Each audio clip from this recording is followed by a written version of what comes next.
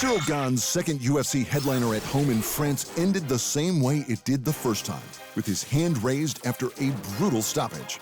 This time, it was Sergey Spivak in the second round. But where to next for the two-time heavyweight challenger is unknown. The last time we saw Gane, he was fighting Jon Jones for the vacant heavyweight title. But Jones took the division's best striker down and submitted him in round one with apparent ease. If the Frenchman had any doubts about his grappling abilities, it didn't show. He stuffed an early takedown and began peppering Spivak with every weapon in his striking arsenal.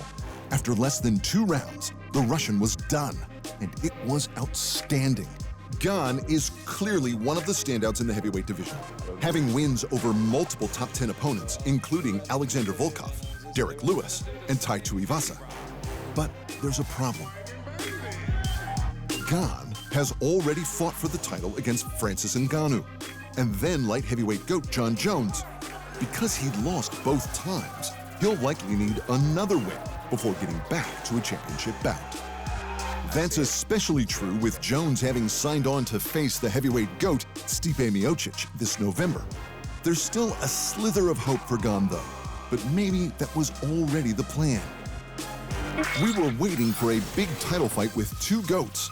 Maybe they're going to retire, reasoned the Frenchman. It was my mission tonight to shine and prove I'm still here, and I want to go back to the belt. We will see. We will wait to see for the moment. In the co-main event, Gane's French compatriot Manon Fiorot may have cemented herself a title fight with a unanimous decision win over the 2-time strawweight champ Rose Namajunas. The sticking point is that Thug Rose broke a finger in the first round.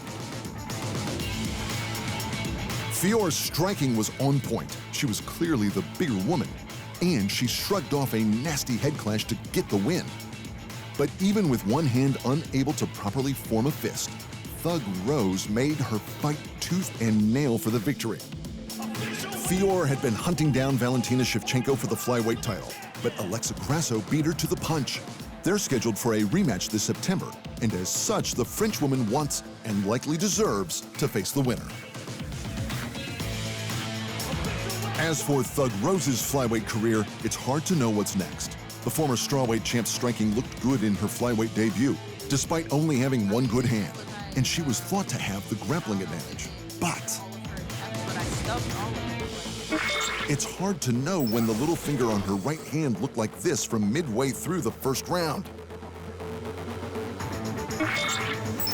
3 French fighters took home $50K performance bonuses at Fight Night 226. Ciryl Gane got one for his near-perfect performance.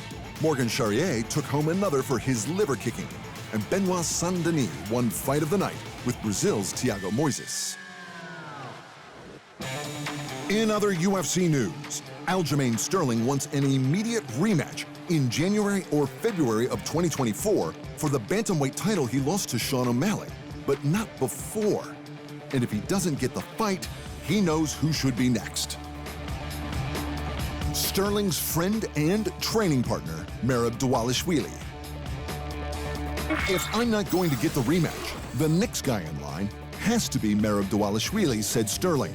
He has to be. He's the #1 contender. I don't think any other matchup makes more sense than him. Sterling is right. If it's not him, it should be the next man in line.